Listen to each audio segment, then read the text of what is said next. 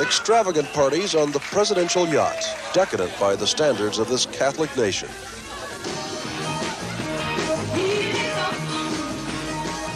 First Lady Imelda Marcos dancing last fall with then U.S. Consul General Vernon McCanage. The First Lady giving presents to the Catholic hierarchy at the palace last Christmas. And singing at the palace New Year's party. Lots of the First Lady. And the 1983 wedding of daughter Irene. Military cadets were trotted out to salute the father of the bride for that affair. The new government has not promised to release the tapes, only to review them. Review the revelations and the reminders. Disaster and despair measured by the growing number of people who find their daily bread in the garbage dumps. And that is why this party aboard the presidential yacht will interest the people too. A birthday party last September for daughter Irene, the last time Marcos was aboard the vessel. Ferdinand Jr., nicknamed Bong Bong, governor of the family's home province, is the man in the flashing bow tie. There was food and dancing and live music, including the revelers' version of a song that last year was a rallying cry to feed the poor. This version is memorable for its enthusiasm.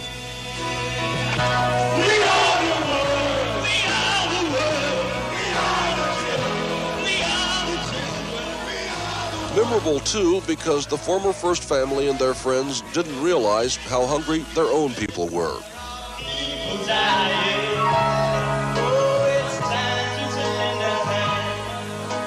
Hungry for political change at the very least. The palace tapes CBS News gained access to are but a fraction of the library and the legacy Ferdinand Marcos left behind. Sa kanyang unang termino pa lang bilang presidente, nagbukas ng kauna-unahang bank account sa Switzerland ang dating Pangulong Ferdinand Marcos. Sa alias na William Saunders, sa Bangkong Credit Suisse sa Zurich, Switzerland, ang account ni Marcos ay may laman na $950,000 US. Pero ang kanyang sweldo noong 1968 ay $5,600 US lamang. Ito ang simula ng pandarambong ni Marcos na umabot sa bilyong-bilyong piso. Nang pinatalsik sa pwesto noong 1986, kabilang sa mga daladala sa Hawaii ay higit 400 alahas, 27 milyong pisong bagong imprenta at mga gold bars. Nagsilbi bilang PCGG Commissioner si Ruben Carranza taong 2001 hanggang 2004. Para sa kanya, ang isa sa pinakamatibay na katibayan ng pagnanakaw ay ang makasaysayang pagsaoli ng Switzerland ng mga pera ni Marcos na nakatago sa kanilang mga bangko. Dinala ko yung desisyon na yan sa Switzerland, pinakita namin yan sa Ministry of Justice ng Switzerland at nagpirmahan kami ng kasunduan na isusoli nila ngayon yung pera. At that point, ang pera na na-identify sa mga Marcos bank accounts was $683 million. Taong 2003 nang isoli ang pera sa Pilipinas. Dahil sa pagkamatay ni Marcos taong 1989, walang nakuhang conviction ang gobyerno. Sa halip, isang forfeiture case ang isinampa at naipanalo laban sa mga Marcos sa Korte Suprema. May batas ang Pilipinas na pwede mong bawiin ang nakaw na yaman ng mga opisyal ng gobyerno kung maipapakita na yung kanilang assets ay lubhang mas malaki kaysa sa lehitimong income nila bilang mga opisyal. Kabilang sa mga kilalang pag-aari ng mga Marcos ay mga apartment sa Olympic Tower sa 5th Avenue sa Manhattan, New York. Ang 40 Wall Street, na kilala ngayon bilang Trump Building. May mga painting ng mga masters kagaya ni Picasso at mga alahas na $8 milyong ang halaga na hindi pa naisusubasta. Ang pagtataya sa halagang ill-gotten wealth ng mga Marcos ay umabot sa $10 bilyong. Ngunit marami ang naging balakid sa pagbawi nito. For every motion na pinafile ng PCGG halimbawa, merong 20 motion na ihahain ng mga Marcos. And it wasn't even serious motions. It's just to delay, to change lawyers. That causes what? 1 year, 2 years of delay. Ayon kay Carranza, nagkaroon ng ombudsman noon na walang inatupag kundi ibasura ang mga kaso laban kay Marcos. Ngunit hindi maitatatwa ang kasaysayan. Ang importanteng tandaan na ang kasaysayan kasi hindi maibabago. History is always as a way of reflecting the truth at some point, in the future. Those who survived the Marcos dictatorship and the families of those who did not survive the Marcos dictatorship can can do is to make sure that the memories of those who survived and the Hindi po ba ang ama nyo nag-utos na Hindi. ipapatay si Hindi. Senador Ninoy Aquino? Alam ninyo yung aking ama alam naman hindi ganun. We hear that it is it's a bet. Siyempre, walang naniwala sa kanya. Hanggang ngayon, nakakapanindig balahibong isipin kung gaano kapangahas ang pagpatay na ito. Walang ingat, brutal, garapal. Agad naglabas ng pahayag si Ferdinand Marcos na wala siyang kinalaman sa pagpatay at agad tinuro ang kanyang paboritong sisihin, ang mga komunista. Pero bakit naman papatayin ng mga komunista si Ninoy? Eh di ba sabi ni Marcos, komunista rin si Ninoy? At ano ang mapapala ng mga NPA kung mawala ang senador sa eksena? Pero hindi ba't mga komunista rin daw talaga ang nagpasabog ng bomba sa Plaza Miranda? At ito pa, ang isa sa dalawang bangkay na nakahandusay sa tarmac ng airport ang tinuturo ng militar na bumaril kay Ninoy, si Rolando Galman. Si Galman daw ay isang notorious sa kriminal at gun for hire na kinontrata ng New People's Army. They were probably aiming for the back of the head. Dito na pumapasok ang forensic pathology. Pumasok ang bala sa likod ng tenga at tumeksit sa baba ng senador. Dalawang teorya ang lumalabas. Sabi ng isang teorya, kung si Galman ang bumaril, ang bala ay galing sa baba at tumalbog lang sa petrous bone at saka lumabas sa baba. Na isang malaking kalokohan daw ayon sa tanyag ng forensic pathologist na si Dr. Raquel Fortun. It was the one to his left and back. Kasi ang tama nga niya, nandito, na nasa left side. But I think, this is me speculating. They were probably aiming for the back of the head. Okay? Tumingin siya ng ganyan. And maybe, they were aiming for the back of the head na close contact fire. Alam mo kung talagang nalihis lang ng konti, pwede siyang mabuhay. At imposible ring si Galman daw. Nung sumunod na investigasyon, yun ang ginamit ni Din Narbasa to say that Galman was still alive nung dinala doon sa airport. Sapagkat doon sa picture ko, pag tinatamaan yung litid ni Galman, makikita mo, nagpi-flex yung muscle. Sabi ni Narbasa, kung yan ay patay ng dinala the night before, nag-rigor mortis niyan, hindi nagaganon ang kamay niya. At yan naging butt of jokes yan ng mga tao. Bading daw si Galman, kaya ang pagbaril niya ay ganon. At napakahusay naman yata ni Galman na malusutan ang sandamakmak na airport security. Kaya nga, napakalakas din ng teorya na ang may pakana ay walang iba kundi ang militar. At sabi ng Agravo Board, guilty si Ver. Yung sino yung nag-utos? Yung kay Justice Agrava mismo, hindi siya nag-agree doon sa majority report. Pero taong 1985, si Ver ay napawalang sala. Ang nangyari sa Sandigan Bayan Trial ay inakwit sila. Apparently, according to the son of one of the justices, pinapunta sila ni Marcos, silang mga Sandigan Bayan judges, sa opisina ni Marcos. Tapos sinabi ni Marcos sa kanila, please, nakikiusap ako, huwag niyong i-convict si General Ver. Now, ito yung isa sa mga theory kung bakit sinasabi ng mga nagnakaw ng milyones sa bayan. Palakpakan pa tayo. Suportado ko yan. Kahit magnakaw siya, kahit pumatay siya, magaling siya. Hindi ba dapat kilabutan ka? Kinikilabutan ka sa multong hindi mo nakikita, pero yung nakikita nating magnanakaw at mamamatay tao, pinapalakpakan pa natin. We have forgotten the true face of evil. We are afraid of ghosts. We are afraid of witches. We are afraid of horror stories that we do not see.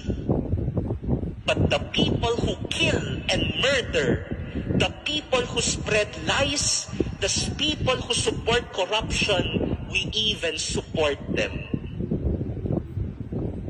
Mga minamahal na kapatid, itong tao.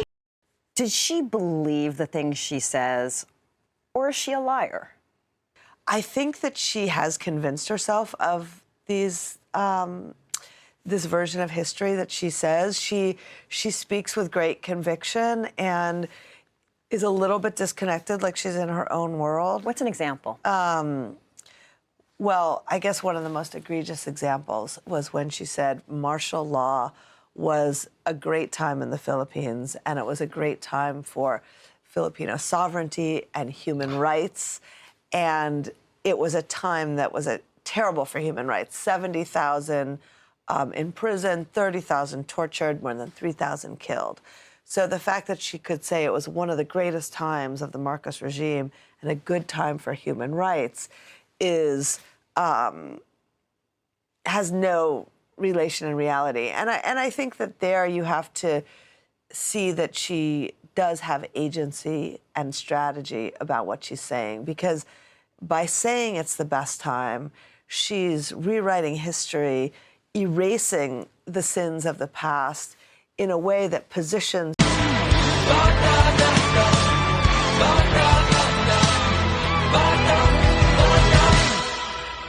Lahat ng uri ng pagpaslang ay masama. Isa akong magsasaka na namatay dahil niredtag kami habang pinaglalaban ng aming karapatan. Palagi niyong binabanggit ng Hacienda Luisita, pero sumama ka na ba sa kilos protesta ng mga magsasaka? O binabanggit mo lamang kami para pagtakpan ng kasamaan ng iba? Hindi kami ang iyong bala. Mapanlin lang ka. Kung talagang concerned ka sa magsasaka, sumama ka sa aming protesta. Kaya po, mga mayayaman ang sumusuporta kay Lenny. Dahil ang kasaysayan po ng mga pink na yellow ay backer po talaga nila mga mayaman. Dahil sa mga pink na to, dahil sa dilawan na to, na-control nila ang bansa natin for 30 years. At medyo humina, pero may control pa din sila. At kung si BBM po ang mananalo, mawawalan sila ng relevance sa society. Bakit po? Dahil si BBM, ang goal niya po ay itaas yung class C and D, yung mga nasa laylayan po ng lipunan, na maging class B o magkaroon sila ng empowerment na maging class B o tumaas po yung estado nila sa buhay.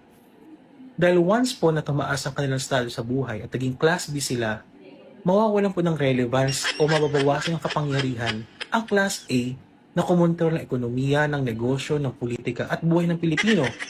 Dahil sa ngayon pong estado na to, ang Class A po ang nangingibabaw sa society natin. Kaya nilang kontrolin ang mga pag-iisip ng Pilipino. Katulad ng example, yung emosyon natin.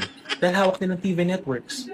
Kaya nilang kontrolin ang presyo ng kuryente, ng tubig, dahil ilan lang silang kumokontrol. Pero kapag po ang mga mahihirap ay naging Class B at nagkaroon po sila ng competence na makipag-compete sa mga negosyo ng mga oligarch, mawawalan po ng saysay yung mga oligarch, yung mga backer ng Pinklawan na kumontrol ng ating ekonomiya at politika.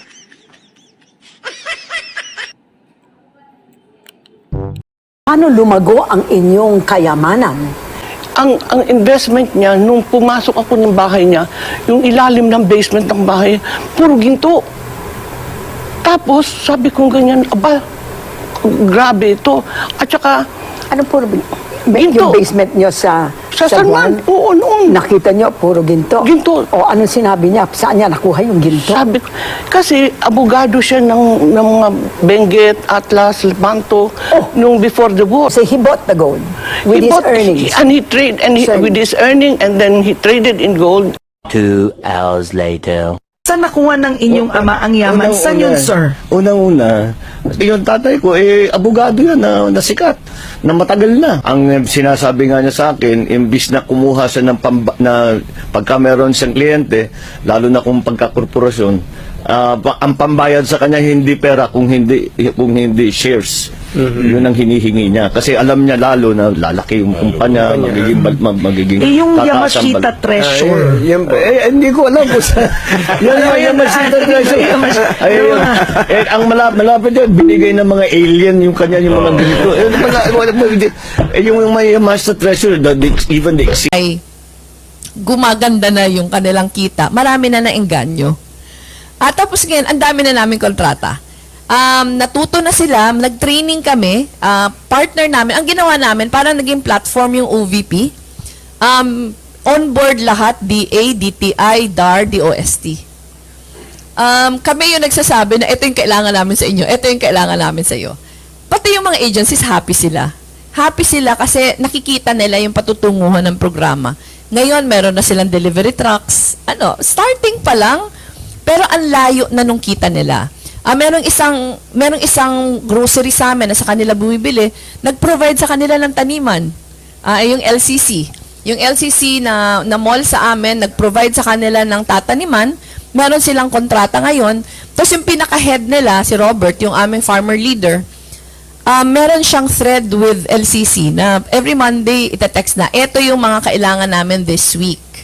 Tapos meron din siyang thread with the farmers, eto yung kailangan natin. Tapos yung mga farmers magte-text na dun sa thread, sa akin, halimbawa sabihin niya, sa akin, 100 kilos nito.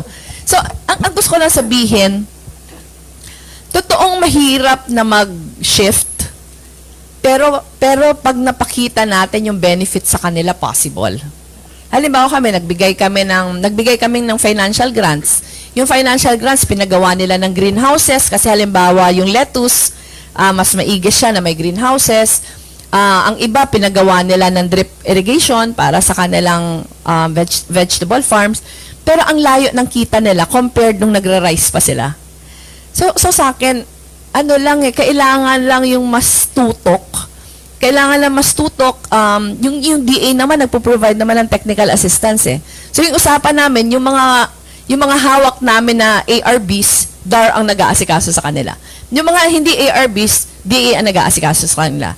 Tapos yung nag-training for them to be entrepreneurs, DTI yun. Tapos alam mo ngayon, yung hindi sa kanila nabibili, halimbawa, hindi hindi tama yung size, hindi bibilhin ng mall, yung DTI nagbigay din ng shared service facilities for them. So meron kaming 9 farmer groups, 9 municipalities ngayon na inaasikaso. Yung 9 municipalities na yun, binigyan ng shared service facilities ng DTI. Tapos halimbawa, meron silang mga equipment na kailangan para sa value adding ng kanilang mga produkto, DOST tumutulong. So alam mo yon, kung ang mga agencies lang hindi mag-work on silos, hindi nagdodoble yung programa, tapos natututukan yung mga gaps, na-fill in yung gaps. So sa akin sir, ang dami natin pwedeng gawin eh. Ang dami natin pwedeng gawin. Ngayon, sabi ko sa kanila, mag-specialize na lang tayo sa mga produkto. Yung may market, yun yung itanim natin. Huwag na nating ipilit yung mga wala naman masyadong market. So ito, gradual yung pag-graduate from subsistence farming. So nangyayari, para mga block farm siya. Maliliit lang kasi maliliit na maliliit na mga magtatanim. Pero block farms, parang nag-uusap na. Halimbawa sa amin, yung munisipyong ito, kalamansi kami. Sunod naman yung munisipyong ito, sili kami. So ito, may specialization, tapos napa-perfect nila. Meron din kaming another program sa Bukidnon. Yung program namin sa Sumila, we partnered with Pilipinas Shell Foundation. Ito naman, yung Sumila Farmers, kliyente namin yon sa Saligan. Pinanalo nila yung kaso nila. Grabe, sobrang inspiring ng kanilang kwento kasi yung kooperatiba nila, mayaman na ngayon. Tapos yung programang binaba namin through Pilipinas Shell Foundation, tinuruan din sila kung paano i-maximize. Kung paano i-maximize yung lupa nila kasi dati mais lang yung tinatanim, pero ngayon pati livestock meron na sila. So, tinuturuan sila paano mo ba i-mix yung mga crops na pwede, paano mo, yung parang yield ng per hectare ng... Sa ikalawang sunod na taon, nakuha ng Office of the Vice President ang pinakamataas na audit rating mula sa Commission on Audit.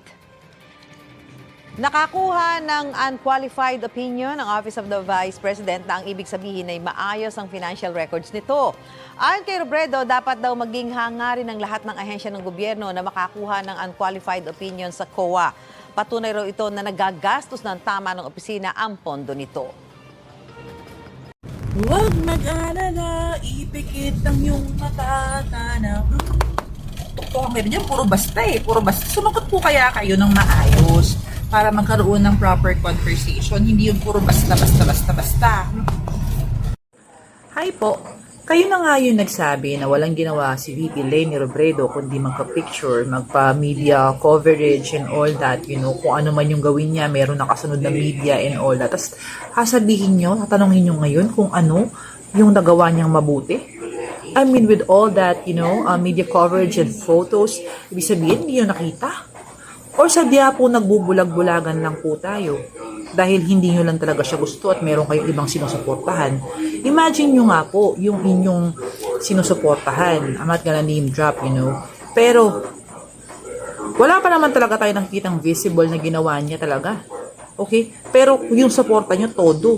So, will that change your mind kung i-enumerate ko sa iyo yung mga nagawa niya mabuti?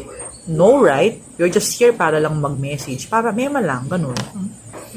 Anak, pakisabi mo sa teacher mo, gusto ko ng refund bukas sa school. Okay? Bakit? Kailangan ibalik yung pera ko. Bakit?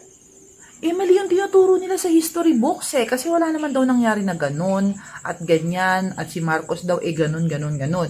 So, syempre, kung mali yung tinuro nila, may right ako na kumuha ng refund. Ganun yun. And by the way, okay, kailangan din pala makakuha ng refund yung mommy at daddy ko. Kasi imagine mo yun, tinuturo nila sa amin noong mga panahon na yun, mali. Diba? Imagine mo, panahon na yun, presidente si Erap, presidente si Gloria Macapagal Arroyo, presidente si FDR, tapos ngayon kakampi niya si Bongbong Marcos. So kung alam pala nila na hindi naman totoo yung nakalagay sa history books, ba't di nila pinaalis, diba?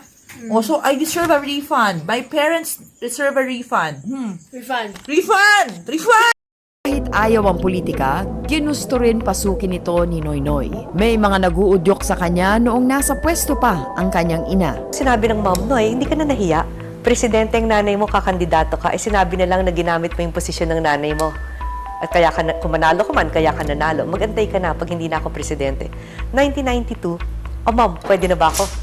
Noy naman, maawa ka sa mga kapatid mo. Ngayon lang sila makakapahinga, kakandidato ka. Tsaka na, 1995, mom, baka pwede na ngayon, nakapahinga na. And that was the third term of her brother Peping and my dad's uncle Hermie. Sabi niya, Noy, mahiya ka sa mga tiga-Tarlac. Nasa first district, yung tiyo mo, yung lolo mo, nasa third. Ikaw sa second. Hindi bali silang dalawa, hindi silang magkamag-anak. Ikaw kamag-anak mo silang dalawa. Puro na lang kamag-anak natin ang nandyan. Parang wala nang ibang tao sa Tarlac. Mahiya-hiya ka. Okay, good son. Oh, Pak! Kinaya niyo ba yan? Oh, di niyo na kinakaya yung mga yan. Diyos ko, be, di niyo na kaya yan. Wala na. Finish na.